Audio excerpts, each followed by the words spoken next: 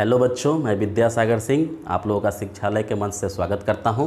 और जैसा कि हमने पहले नोटिफिकेशन भी दिया था आप लोगों को कि हम लोग एक नए सीरीज की शुरुआत कर रहे हैं और इस सीरीज का नाम है क्लियर कॉन्सेप्ट। तो इसमें जाहिर सी बात है कि क्लियर कॉन्सेप्ट में हम लोग करेंगे क्या।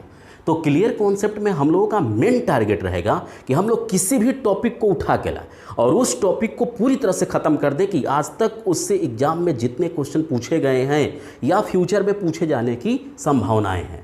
तो इस वीडियो में, इस सीरीज में हमने जो वीडियो लेकर आया है उस वीडियो का नाम है एटॉमिक स्पीसीज। और ये टॉपिक रहेगा हम लोगों का एटॉमिक स्पीसीज, जिसे हिंदी में हम लोग कहते हैं परमाणु प्रजातियाँ। तो परमाणु प्रजातियां है क्या, मन में सवाल आता होगा कि व्हाट इज एटॉमिक स्पीसीज। तो एटॉमिक स्पीसीज वैसा टॉपिक है कि जैसे हम लोग जानते हैं कि किसी भी एटम के अंदर में इलेक्ट्रॉन है, प्रोटॉन है, न्यूट्रॉन है। तो किसी भी एक पार्टिकुलर एलिमेंट की बात करेंगे तो उसमें number of proton, number of electron, number of neutron same रहते हैं, चाहे उसके किसी भी एटम की हम लोग बात करें। लेकिन कभी कभी ऐसा होता है कि नेचर में उसी एलिमेंट के कुछ ऐसे पार्ट्स पाए जा रहे हैं जिसमें कि नंबर ऑफ प्रोटॉन डिफरेंट है, नंबर ऑफ इलेक्ट्रॉन डिफरेंट है, नंबर ऑफ न्यूट्रॉन डिफरेंट है। तो इस बेसिस पर एटम को बांटा गया एटॉमिक स्पीसीज के आधार पर। तो एटॉमिक स्पीसीज में हम लोग बात करेंगे स्पेशली आइसोटॉप्स की, आइसोबार, आइसोटोन्स, आइसो इलेक्ट्रॉनिक और आइसोडाइफर। अब देखो बाबू, आइसोटॉप्स को हिंदी में कहते हैं समस्थानिक, आइसोबार को कहते हैं समभारिक, और आइसोटोन्स को कहते हैं सम न्यूट्रॉनिक, और आइसो इलेक्ट्रॉनिक को बोलते हैं सम इलेक्ट्रॉनिक। और आइसोडाइफर का स्पेशल कोई हिंदी होता नहीं है, इसलिए एग्जाम भी इसको आइसोडाइफर लिखता है। तो इसी में से हम लोग बारी बारी से पढ़ते चलेंगे, लेकिन आज के वीडियो में हम लोग केवल बात करेंगे आइसोटॉप्स का, क्योंकि ये सभी में से सबसे इंपॉर्टेंट टॉपिक है जो हम लोगों का, वो है आइसोटॉप्स। तो आइसोटॉप्स को हेडिंग देते हैं और इसको हम लोग आगे पढ़ते हैं क्या है बच्चों। तो चलो तैयार हो जाओ आइसोटॉप्स के लिए। क्लियर? मिटाते हैं बोर्ड को।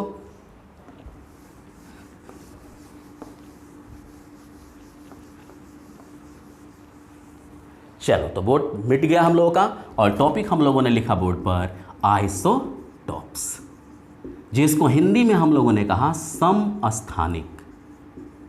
देखो, सिंपल लैंग्वेज की अगर बात करेंगे कि आइसोटॉप्स का मतलब क्या है, तो इसमें एक वर्ड मिल रहा है सम। सम का मतलब क्या हुआ? समान। और ये मिल रहा है स्थानिक, वैसा एटम, वैसा एलिमेंट जिसका स्थान समान हो। तो एलिमेंट रहते कहाँ हैं? एलिमेंट का जगह कहाँ है? पीरियोडिक टेबल में। तो पीरियोडिक टेबल में जिसका स्थान समान रहे, तो स्थान समान हम लोग कैसे रखेंगे? तो पीरियोडिक टेबल का जो बेस है वो एटॉमिक नंबर है, यानी अगर एटॉमिक नंबर सेम रहे तो उसका स्थान भी क्या रहेगा? सेम रहेगा।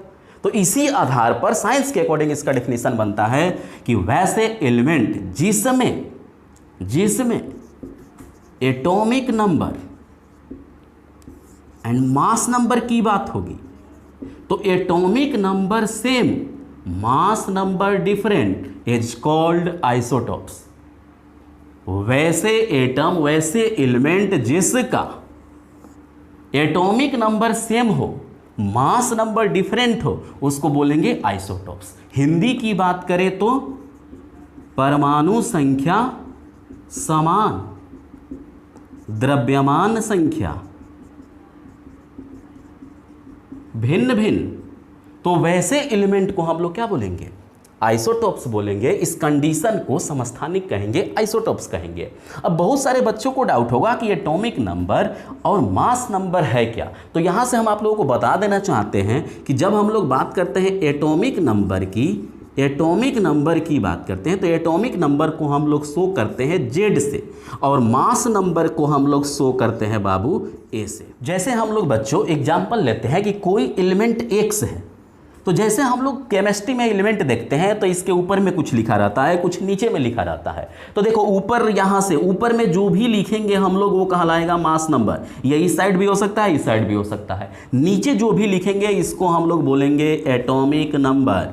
ध्यान रखना कि एटॉमिक नंबर को ए से नहीं, जेड से शो करते हैं, और मास नंबर को शो करते हैं ए से। यानी बच्चों यहाँ से सिंपल लैंग्वेज में देखें कि किसी भी एलिमेंट के सर पे जो रहे वो मास, और नीचे जो रहे वो एटॉमिक नंबर।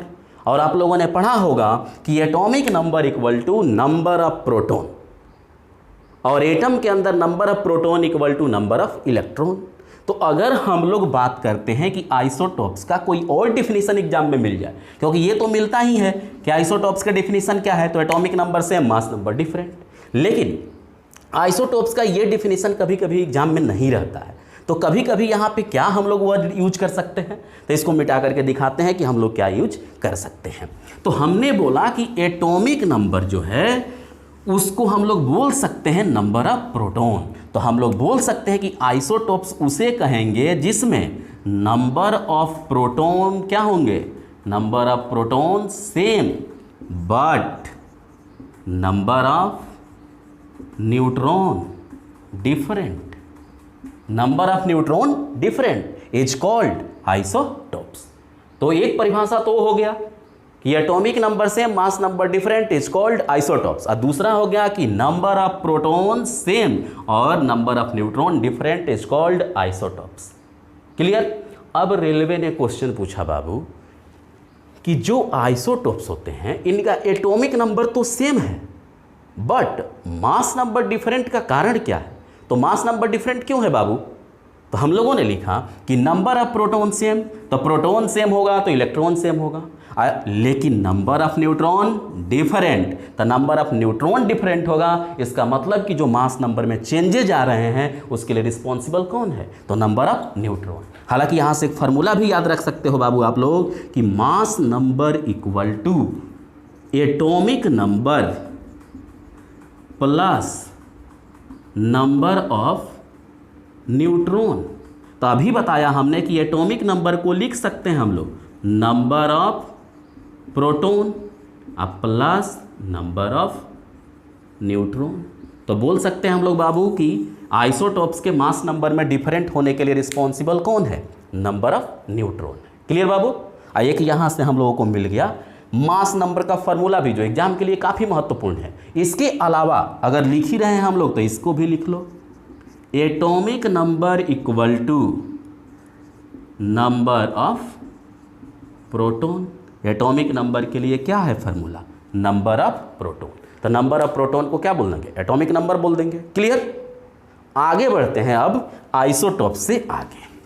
आइसोटॉप्स में और क्या क्वेश्चन पूछे जाने की संभावना है या क्या पूछा गया है, तो यहाँ से हमने तो बता दिया कि भारत का ऐसा कोई एग्जाम नहीं है जो नहीं पूछा होगा कि आइसोटॉप्स का डेफिनेशन क्या है। ऐसा कोई एग्जाम ही नहीं है जो ना पूछा हो, सब एग्जाम इससे पूछते हैं। तो आइसोटॉप्स का डेफिनेशन हम लोगों ने देख लिया।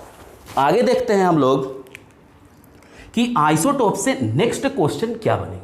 तो आइसोटॉप से तो एक क्वेश्चन ये बनेगा कि जो हम लोगों के पास आइसोटॉप्स है तो इसका एटॉमिक नंबर सेम है, मास नंबर डिफरेंट है, तो क्या आइसोटॉप्स के केमिकल प्रॉपर्टीज सेम होगा, केमिकल प्रॉपर्टी सेम होगा। तो किसी भी एलिमेंट का केमिकल प्रॉपर्टी डिपेंड करता है बाबू number of valence electron, number of valency, number of electron. तो यहाँ पे हम लोग देख रहे हैं कि नंबर ऑफ प्रोटॉन सेम है तो नंबर ऑफ वैलेंसी भी सेम होगा, नंबर ऑफ वैलेंस इलेक्ट्रॉन भी सेम होगा, तो केमिकल प्रॉपर्टी भी क्या होगा, सेम होगा। यानी आइसोटॉप्स के केमिकल प्रॉपर्टी सेम होते हैं बट फिजिकल प्रॉपर्टी सेम नहीं होगा। ये भी क्वेश्चन पूछा गया है कि आइसोटॉप्स के फिजिकल प्रॉपर्टी सेम होते हैं, तो नहीं। केमिकल प्रॉपर्टी सेम होते हैं, तो हाँ। अब आइसोटॉप्स के एग्जाम्पल की बात होगी बाबू, आइसोटॉप्स के एग्जाम्पल की बात होगी। तो एग्जाम्पल की अगर बात करेंगे तो आप लोगों ने देखा होगा 1H1, 1H2, 1H3, ऐसा देखे होंगे आप लोग। अभी हमने बताया कि किसी भी एलिमेंट के नीचे जो लिखेंगे वो एटॉमिक नंबर होगा, ऊपर जो लिखेंगे वो मास नंबर होगा। तो देख रहे होंगे कि नीचे में हमने लिखा है एटॉमिक नंबर, तो एटॉमिक नंबर सबका क्या है, सेम है। मास नंबर क्या है, डिफरेंट है। तो यही तो हम लोगों को करना भी था कि atomic number same, mass number different is called isotopes. परमाणु संख्या समान, द्रव्यमान संख्या भिन्न भिन्न, उसको हम लोग बोलते हैं समस्थानिक। क्लियर। अब देखो पूरी दुनिया में आइसोटॉप्स जितने एलिमेंट के हैं, जैसे आप लोगों को पता होगा कार्बन के भी है C612, C613, C614। इसके अलावा बात करें तो क्लोरीन के भी है Cl1735, Cl17 37, ऑक्सीजन के भी हैं O8 16, O8 17, O8 18, इस तरह के हैं। इसके अलावा लेड के भी मिलेंगे, सीसा के भी रहते हैं 3 आइसोटॉप्स, ठीक है। तो अगर हम लोग बात करते हैं तो इसको भी हम लोग कार्बन कहते हैं, इसको भी कार्बन कहते हैं, इसको भी कार्बन कहते हैं, इसको भी क्लोरीन कहते हैं, इसको भी क्लोरीन कहते हैं, इसको भी ऑक्सीजन कहते हैं, इसको भी ऑक्सीजन, इसको भी ऑक्सीजन कहते हैं। लेकिन इसको हम लोग हाइड्रोजन नहीं कहते, इसको भी नहीं कहते, इसको भी नहीं कहते। तो एक पॉइंट यहाँ से निकल गया बाबू कि पूरे आइसोटॉप्स की दुनिया में हाइड्रोजन ही एक ऐसा एलिमेंट है जिसके आइसोटॉप्स का अलग अलग नाम है, जिसके आइसोटॉप्स का अलग अलग नाम है। तो क्या नाम है बाबू इसका? तो इसको बोलते हैं प्रोटियम, इसको बोलते हैं ड्यूटेरियम, और इसको बोलते हैं बाबू ट्राइटियम, या इसी को हम लोग बोलते हैं ट्रिटियम। तो हाइड्रोजन के 3 आइसोटॉप्स, एक का नाम हम लोगों ने रखा जिसका नाम था प्रोटियम, एक का नाम ड्यूटेरियम, और एक का नाम रखे हम लोग ट्राइटियम। अब क्वेश्चन ये उठता है, देखो क्वेश्चन के हम बता रहे हैं बात कि हाइड्रोजन के 3 आइसोटॉप्स हैं, तो ऐसा कौन सा आइसोटॉप्स है जिसमें न्यूट्रॉन एब्सेंट है? ऐसा कौन सा आइसोटॉप्स है जिसमें न्यूट्रॉन एब्सेंट है? तो देखो यहां पर न्यूट्रॉन के लिए हम लोग को फार्मूला तो बताए नहीं, बोलोगे तुम लोग कि सर तो फार्मूला तो बताए नहीं न्यूट्रॉन निकालने का, तो कैसे निकालेंगे? तो न्यूट्रॉन निकालने का फार्मूला देखो कि अगर हम लोग के एग्जाम में क्वेश्चन पूछ दे नंबर ऑफ न्यूट्रॉन, तो क्या फार्मूला अप्लाई करेंगे बाबू? तो mass number minus atomic number, simple सा फार्मूला। मास नंबर में से एटॉमिक नंबर को घटा दो तो न्यूट्रॉन निकल जाएगा। तो अगर हम लोग बात करते हैं इसका न्यूट्रॉन निकालने का, तो मास नंबर भी 1, एटॉमिक नंबर भी 1, तो 0। अगर इसकी बात करते हैं निकालने का, तो मास नंबर 2, एटॉमिक नंबर 1, तो 1। इसका बात करते हैं निकालने का, तो मास नंबर 3 और एटॉमिक नंबर 1, तो 2। तो हाइड्रोजन का ऐसा कौन सा आइसोटॉप्स है जिसमें न्यूट्रॉन एब्सेंट है? तो आंसर क्या होगा बाबू? प्रोटियम। ऐसा कौन सा आइसोटॉप्स है जिसमें प्रोटॉन 1 है? तो होगा ड्यूटेरियम। ऐसा कौन सा आइसोटॉप्स है जिसमें न्यूट्रॉन की संख्या 2 है? तो आंसर क्या होगा? ट्राइटियम। नॉर्मल वाटर जो है उसमें प्रोटियम है, normal water protium, HEAVY heavy water जिसमें ड्यूटेरियम, और ट्राइटियम का स्पेशली यूज है बाबू हाइड्रोजन बम में। किसमें है? हाइड्रोजन बम में है। तो फिर हम लोग इसमें आगे देखते हैं कि और क्या क्वेश्चन यहां से निकलेगा। क्लियर बाबू? तो देखते हैं बाबू हम लोग कि नेक्स्ट क्वेश्चन इससे क्या बनेगा। तभी हम लोगों ने देखा कि हाइड्रोजन का कौन सा आइसोटॉप्स है जिसमें कि न्यूट्रॉन एब्सेंट है, तो आंसर हुआ प्रोटियम। कौन सा है जिसमें प्रोटॉन 1 है? तो ड्यूटेरियम। कौन सा है जिसमें कि न्यूट्रॉन 2 है? तो कौन सा हुआ? ट्राइटियम हुआ। प्रोटियम नॉर्मल वाटर में मिलेगा हम लोगों को। अब यहाँ से बात होती है कि ड्यूटेरियम का यूज कहाँ है? तो हैवी वाटर बनाने में। और ट्राइटियम का स्पेशली यूज कहाँ है? तो इसका यूज है बाबू हाइड्रोजन बम बनाने में। जब हम लोग हाइड्रोजन बम के बारे में पढ़ेंगे तो वहाँ पे इसकी चर्चा अवश्य करेंगे। तो अब यहाँ पे है कि जो 1s2 है इसको D से डिनोट किया जाता है ड्यूटेरियम को, और ट्राइटियम को हम लोग डिनोट करते हैं T से। और ध्यान रखना है बाबू कि अगर हम लोग बात करते हैं नॉर्मल वाटर की, साधारण जल की बात करते हैं, जो हम लोग जल पीते हैं, तो साधारण जल जो होता है अगर 6000 लीटर हम लोग लेते हैं तो इसमें 1 लीटर D2O मिलता है। यानी अगर D2O की बात की जाए, हैवी वाटर की बात की जाए, हैवी वाटर को भारी जल, गुरु जल के नाम से हम लोग जानते हैं, तो 6000 लीटर नॉर्मल पानी में 1 लीटर हम लोगों को हैवी वाटर, भारी जल मिलता है। तो भारी जल बनाने के लिए ड्यूटेरियम का प्रयोग करेंगे हम लोग, और हाइड्रोजन बम बनाने के लिए ट्राइटियम का प्रयोग करेंगे। अब देखो, हाइड्रोजन का जो समस्थानिक प्रोटियम है ये भी नॉर्मल एलिमेंट है, ड्यूटेरियम है ये भी नॉर्मल है, लेकिन जो हाइड्रोजन का समस्थानिक आइसोटोप ट्राइटियम है यह रेडियो एक्टिव है, रेडियो एक्टिव। तो एग्जाम में क्वेश्चन किस तरह से आते हैं बाबू कि हाइड्रोजन का कौन सा समस्थानिक ऐसा है जो रेडियो एक्टिव है, दिए गए ऑप्शन में कौन हाइड्रोजन का समस्थानिक नहीं है, इस तरह के क्वेश्चन आते हैं। अब एक और क्वेश्चन का टाइप हम आपको बता देते हैं यहाँ से। और क्या क्वेश्चन बनेगा कि जैसे कभी कभी एग्जाम में देखते होंगे या हर बार एग्जाम में पूछा जाता है कि H2O का मोलिकुलर वेट क्या होगा। मोलिकुलर वेट जिसको अणुभार कहते हैं, परमाणु भार भी कहते हैं।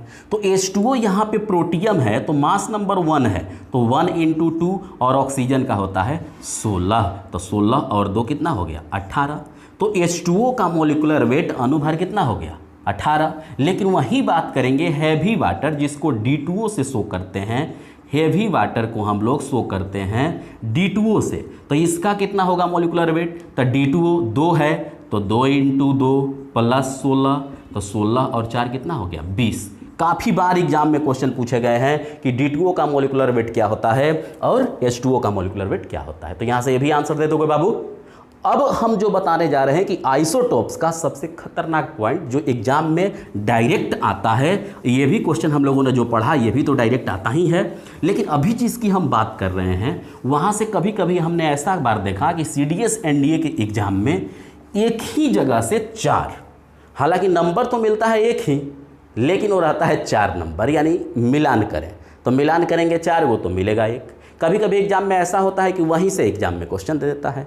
वो क्या है कि जो आइसोटोप्स हैं, जो आइसोटोप्स हम लोगों ने अभी तक देखा, आइसोटोप्स हम लोगों ने देखा अभी, तो आइसोटोप्स जिसको हम लोग नाम दिए समस्थानिक, तो आइसोटोप्स के यूजेज क्या है, आइसोटोप्स के यूजेज क्या है, प्रयोग क्या है।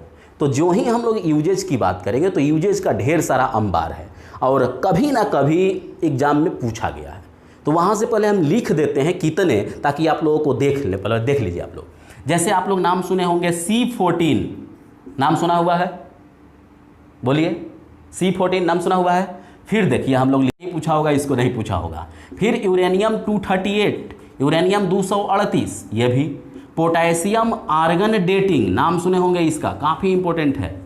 इसके अलावा है सोडियम 24, इसके अलावा है आर्सेनिक 74, इसके अलावा है आयोडीन 131, इसके अलावा है फास्फोरस 32, फिर है आयरन 59, फिर है सेलेनियम 79, फिर है रुबिडियम 82, फिर है हम लोगों का गोल्ड 198, फिर है हम लोगों का आयरन 59 और फिर है हम लोगों का थाइलियम जिसको TL से शो करते हैं 201। इतने आइसोटोप से क्वेश्चन एग्जाम में पूछे गए हैं, तो इसका यूज काफ़ी महत्वपूर्ण है, तो यूज को एकदम ध्यान से देखेंगे और ये हर एक क्या है क्वेश्चन है।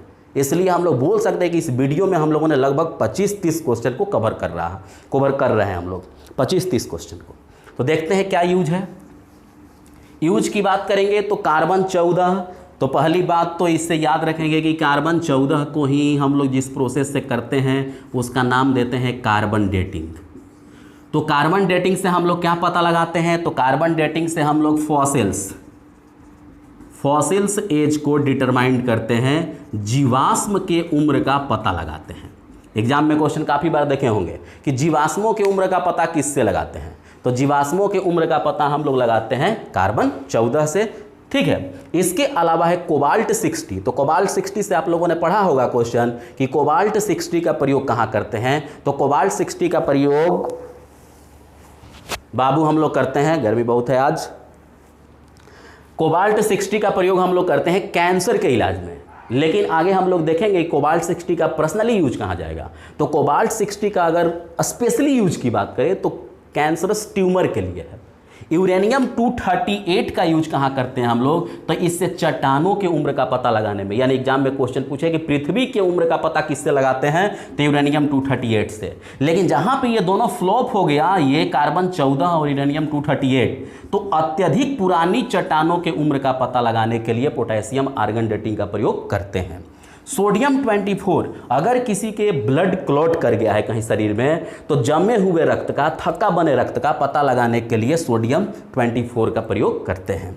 आर्सेनिक 74, शरीर में कहीं भी कैंसर है तो कैंसर को डिनोट करने के लिए, कैंसर का पता लगाने के लिए हम लोग यूज करते हैं आर्सेनिक 74, तो कैंसर का पता लगाने के लिए आर्सेनिक 74।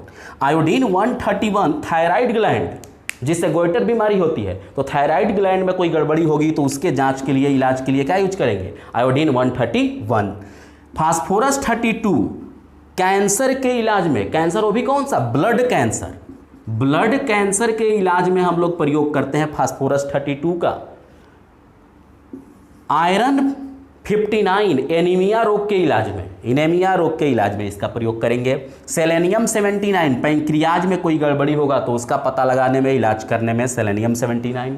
रूबिडियम 82 हार्ट से रिलेटेड बीमारियों का पता लगाने में रूबिडियम 82। गोल्ड 198 कैंसर के इलाज में, गोल्ड 198 कैंसर के इलाज में, ये रिपीट हो गया है।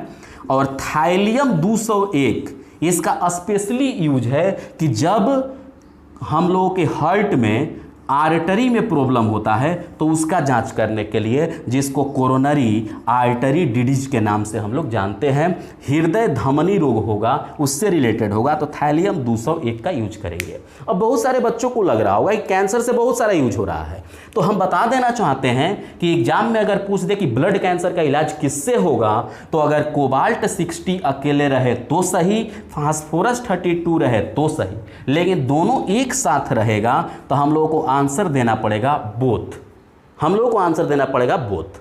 लेकिन एक बार ऐसा हुआ कि सीडीएस में क्वेश्चन पूछा और ये दोनों था और सीडीएस ने आंसर दिया फास्फोरस 32, लेकिन अभी देखे होंगे कि हाल फिलहाल में बीपीएससी के प्री में था ये क्वेश्चन, तो बीपीएससी के प्री में था इस क्वेश्चन, तो इसको भी आंसर देना पड़ा उसको ई, कि ए और बी एम, कोबाल्ट 60 और फास्फोरस 32 दोनों सही है। तो इस तरह से हम लोगों का आइसोटोप से जितना क्वेश्चन था बाबू लगभग सबको कवर कर लिए हम लोग। क्लियर? तो ऐसे ही हम लोग आगे भी एक नेक्स्ट वीडियो के साथ आएंगे, उसमें भी हम लोग अच्छा हुआ है तो उसको नेक्स्ट वीडियो में हम लोग करेंगे। क्लियर? तो बाय बच्चों, मिलते हैं नेक्स्ट क्लास में। अब वीडियो अच्छा लगे तो इसको शेयर करना है, लाइक भी करना है और सब्सक्राइब भी करना है। क्लियर? धन्यवाद बच्चों।